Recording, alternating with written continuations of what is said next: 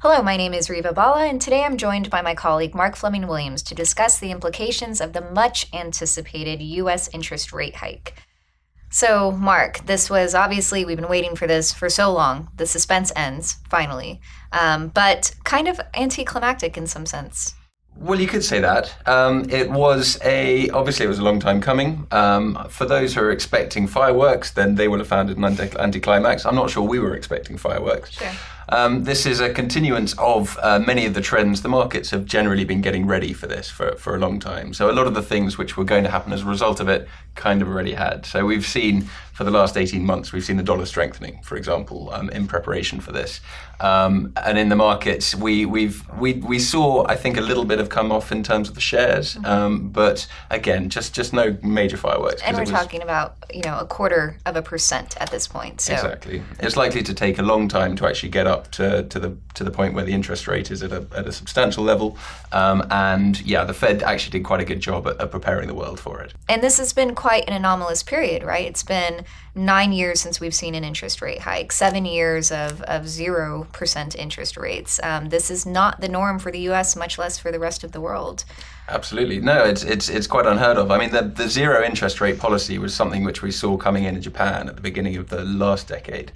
But it was kind of a novelty at that stage. I mean, the Bank of England, we wrote in the diary last night, that the Bank of England can track its interest rates back to 1694, and it had never been into zero until 2009. So it's completely unheard of, and it's been 7 years of this incredibly loose monetary policy trying to get liquidity out into the US market. But also, I mean, that's obviously spread, because the dollar is so powerful in the world, it's also spread to the world market as well. And we've had this period of the Federal Reserve pumping out capital, which has kind of spread and kind of caused flowers to blossom in all sorts of kind of dark corners of the world. Well, let's start talking, I guess, about some of those darker corners. So now we're in a new phase, a tightening phase, and so capital will not be as abundant as it once was. That is coming at a time of additional pressures when we look at lower commodity prices worldwide, when we look at China's economic slowdown. So maybe starting with the developing world, where are you seeing some of those core hotspots?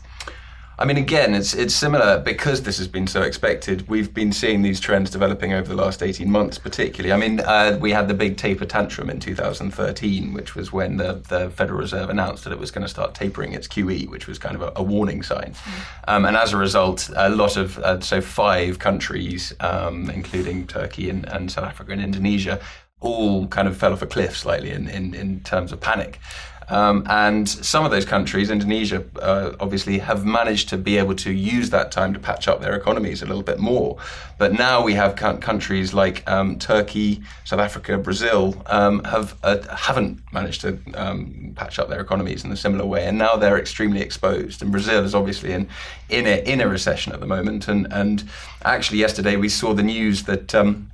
It coincided that Fitch ratings put them into junk, their credit rating into junk, on the same day as the US rate hike. So it wasn't necessarily because it was that day, but it was the two aspects kind of touching at the same time. They definitely feed into each other. Yeah. And I mean, when we look at Turkey, they're still very dependent on those short-term investment flows and financing their deficit. Of course, at the same time, they're benefiting from a lower oil price, but coming off this election, we see Erdogan raising the minimum wage, which is putting a lot of pressure on businesses in Turkey, which is raising unemployment. So still a ton of concerns there when we look at Turkey overall. And then in Brazil, of course, persistent political pressures that are not going away anytime soon. South Africa gets the hit from all sides when it comes to China's slowdown, the commodities slump, when it comes to investment flows, and and a weaker currency and the pressure that brings. Let's look at more now the developed world, right? So we see the U.S. going one direction and tightening up its monetary policy. On the other hand, when we look across the Atlantic, a very different picture. Absolutely. I mean, there are winners and losers in this rate hike, and I would say Europe on the whole is probably one of the winners. The ECB has been trying to weaken the euro. They can't say that because the Americans probably get upset, but they've been trying to weaken the euro with this quantitative easing, and the stronger dollar as a result of the interest rates is going to help them in that ambition.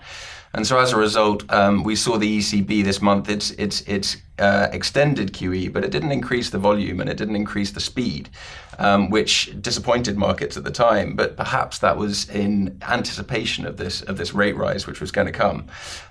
So from the ECB's perspective, this plays into their hands. But if you look, for example, to the east, to China.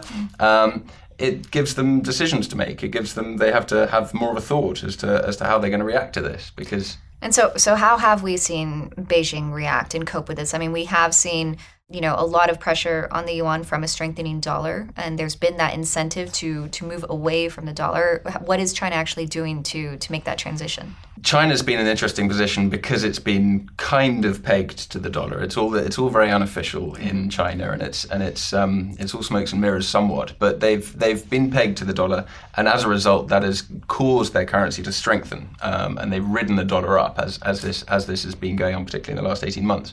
That helps and it hinders. It helps in their attempts to try and rebalance their economy, to try and give more kind of weaponry to their consumers, allow them to buy more. But it also hinders because, as we know, their economy is currently slowing down, and the effect on exports that the strong yuan will have is perhaps making that slowdown, might make it happen faster than they want. So as a result, what we've seen, particularly in the last 10 days, again, most likely in preparation for this interest rate hike, which, as we say, the Fed signposted heavily, has been a little bit of a breaking off from the dollar and a little bit of weakening from the yuan, and indications that they may start be beginning to peg their currency not so much against the dollar as perhaps against their trade weighted basket. So all of the currencies that they trade with rather than just the dollar. And a much more manageable way to ensure that you don't have a very steep depreciation as China's trying to undergo these reforms under huge constraints. Absolutely. I mean, in August we saw a shock to the market it was an announced 2% drop, which wasn't, it's steep because it's sudden, but it was not a lot. Right. And so the market slightly fell out of bed. Whereas this time it's kind of slowly happening day by day, and it's happening in a way that the market is more comfortable with. So I guess when we step back, we see on the one hand a vote of confidence for the U.S. economic recovery, deeper issues still in the developed world that are kind of still covered up by continued quantitative easing in places like Europe, Japan, China trying to cope slowly but surely, but a lot more volatility within for the developing markets when it comes to capital markets overall. Yeah, a lot of the volatility as well in the developed markets. I mean, the other thing to bear in mind here is that we have got this divergence of central banks. So we've got the European Central Bank, the National Bank of China, and the Bank of Japan all easing and thinking about loosening their monetary policy. And now we've got the Federal Reserve and possibly at some stage the Bank of England all thinking about tightening their policy. So we've got this divergence.